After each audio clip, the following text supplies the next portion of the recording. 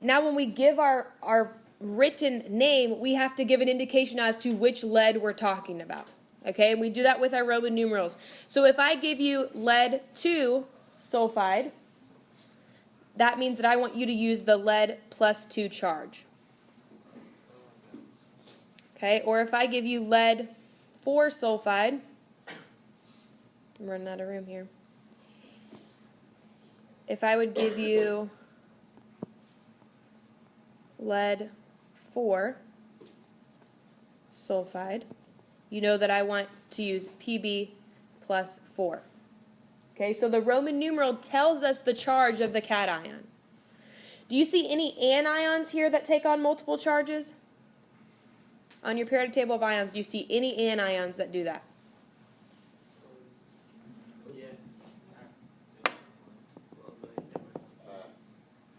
I don't see any negatively charged atoms that take on multiple charges.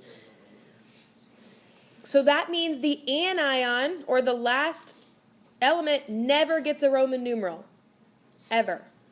Never. It never takes on multiple charges, which means we never have to differentiate the charge. The Roman numeral only is used when you've got a cation that has multiple charges. Do we need to use a Roman numeral for potassium? No. Why not? Only has one charge. We don't need to differentiate. It only takes on one possible charge. Do we need to use a Roman numeral for manganese? No?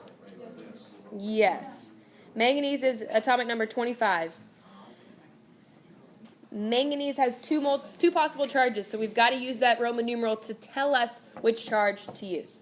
Okay, let's try a couple more here. Let's try, give me the chemical formula of copper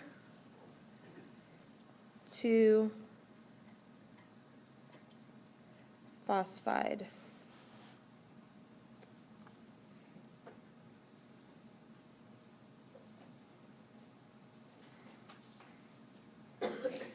And this is the way that we read the molecule. We say copper 2 phosphide. We don't have to say copper +2. We just say copper 2, copper 1, I think is its other charge. Yep, copper 2 or copper 1, iron 2 or iron 3. Okay, we just tell that Roman numeral right in the name.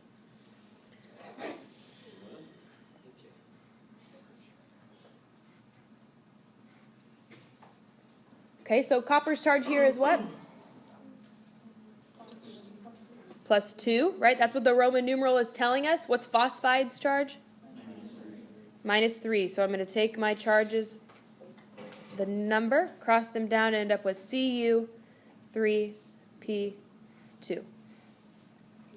I'm going to give you the chemical formula CuCl, and I want you to give me the full name, okay, the full written name of this molecule.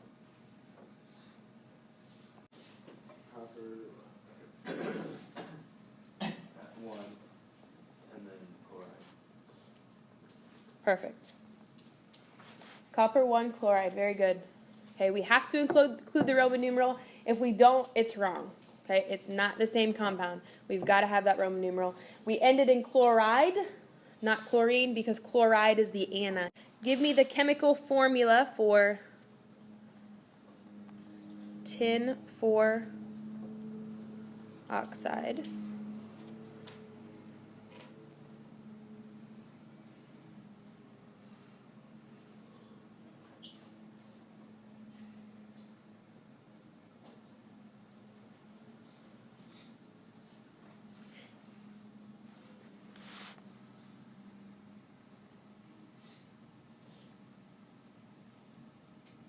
And then I want you to give me the name of the bottom compound.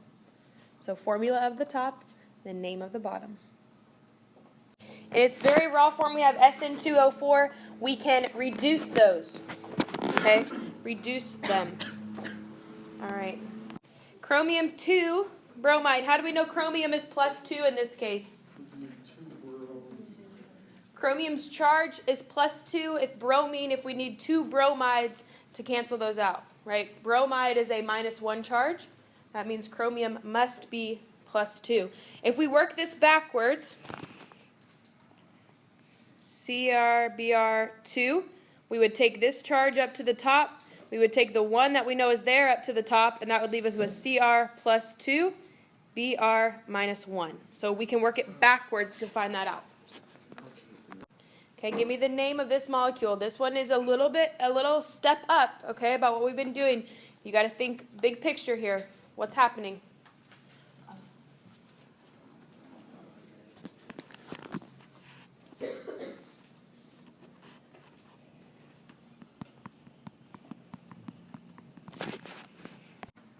What happens here is if we cross these backwards and we work ourselves backwards, we know there's a 1 right here. And if we move this, we would do our reverse cross. That leaves us with Mn plus 2 and oxygen minus 1. Does that work? No, it doesn't, because we know oxygen charge is really minus 2. We know oxygen is minus 2. So that means we need to double this side, Mn plus 4, right? There was a reduction that happened here in our original subscripts that goes without us seeing it, okay? That means we've got to have manganese plus 4 to cancel out 2 of those oxygen molecules that have a minus 2 charge, okay? Does that make sense? Okay. So even though manganese had a plus 2 option, it doesn't work because that means that oxygen's charge would have been minus 1, and we know that's not the case. Okay, so we've got to take a step back and look at the big picture here. If you can see it from your original molecule, MnO2, you can automatically just know that oxygen has a minus 2 charge. We've got 2 of them, which gives us minus 4. So that means on this side of the molecule must be a plus 4. So if the cross method is confusing you, just think about it like that. Think about it just as working with their charges. So oxygen we know has a minus 2 charge. There's 2 of those molecules because we've got a subscript there. That means the whole right side equals minus 4, which means the whole left side must equal plus 4. Okay, so you can use the cross method if that works for you, or if it just works easier for you to look at the charges itself, that's fine also. Okay? So our final answer here was manganese 4 oxide. Manganese 4 oxide. Okay. So all those polyatomic ions you've been memorizing, most of them are negative. Okay, ammonium and ammonia are positives, but otherwise you have negatives. Okay, so those are all going to be on the anion side of our names, right? Phosphate, sulfate, oxalate, all those types of polyatomic ions we had to memorize go on the anion side of our naming. Polyatomic ions get to keep their name. They don't change to IDE. Okay, so let's go ahead and write that down. When naming with polyatomic ions,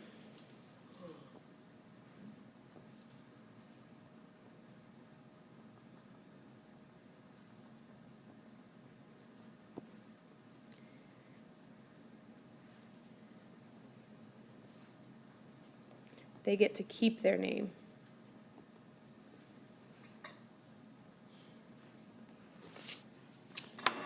Okay, so phosphate does not become phosphide because that would change its composition, right? Phosphate is a different composition than phosphide is, so we can't change that. Phosphate gets to keep its name, sulfate, sulfite, all of those polyatomic ions you've been looking at get to keep their name. Okay, so we want to make sure that we think of the polyatomic ions as a single unit. Okay, a phosphate molecule is a phosphorus bonded to 4 oxygens that has an overall charge of minus 3. Okay, that molecule can then bond to a sodium molecule to make an overall ionic compound, and that's what we're going to work with naming next, is naming with those cations and your polyatomic ions. Okay, there's not much that changes with it. It pretty much stays the same. Okay, we're going to still have our cation first, then our anion, except polyatomic ions get to keep their name. Okay, so let's say I want you to name the molecule, or give me the formula for sodium sulfate. Sodium sulfate. So you need to know what sulfate is. Sulfate and sulfide are not the same thing. Okay, if it ends in ATE, It's one of your polyatomic ions. It has oxygens bonded to it.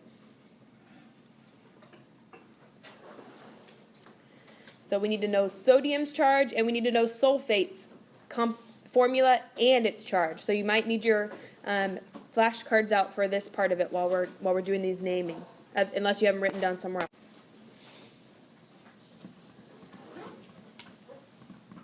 All right, so sodium is Na, and its charge is +1.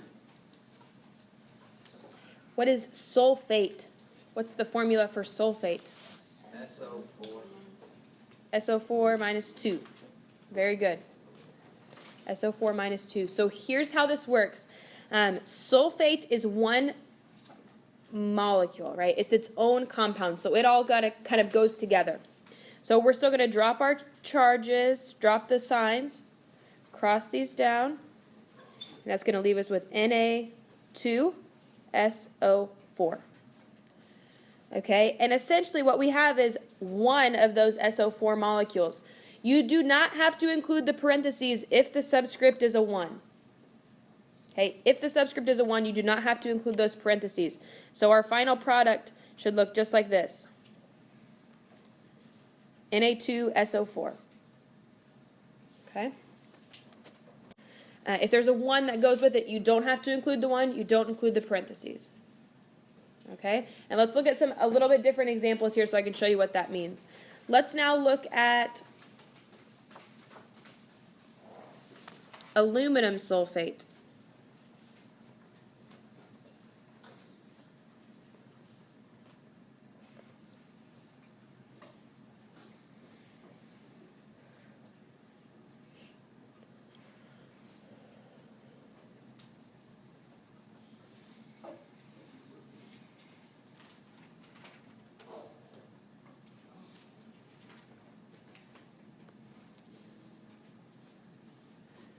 Aluminum is +3. Sulfate is still SO4 minus 2. So, as we cross these down,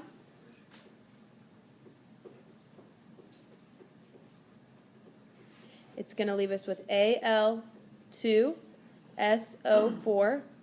Then we put our parentheses around the whole sulfate molecule because we need 3 full sulfate molecules. Mm-hmm. So do those numbers... It does matter. They need to be below. Okay?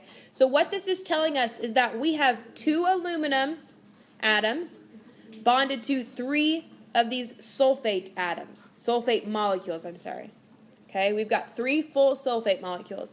We cannot leave our subscript like that. You cannot leave it without parentheses. Okay? When we have a subscript for a polyatomic ion, we have to include those parentheses, and we include the subscript outside. Okay?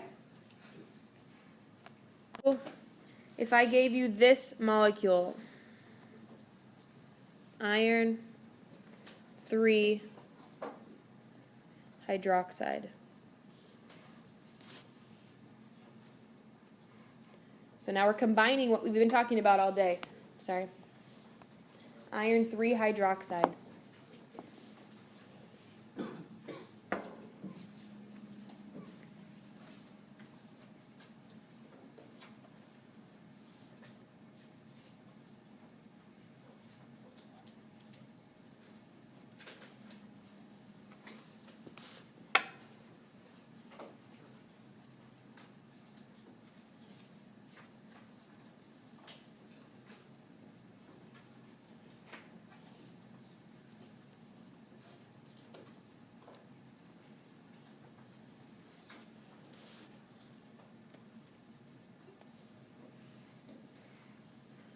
Okay, Gabby, why don't you tell me what you got?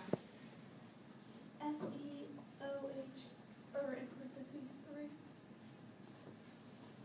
Just like that? Yeah, that's what I had. Okay, so iron here, our Roman numeral tells us that the iron we want to work with is a +3 iron. The hydroxide is one of your polyatomic ions, and its formula is OH, and it has a -1 charge. Is everyone on the same page up to that point? Okay, when we take those charges and cross them down, we know that iron is going to get a 1 and hydroxide is going to get a 3. Can we leave it just like this without parentheses? No, because then it looks like this, OH3, and it looks like the 3 only goes with the hydrogen, which is not the case. Okay, so we've got to put parentheses around that polyatomic ion. Okay, so we end up with iron 3 hydroxide. Okay?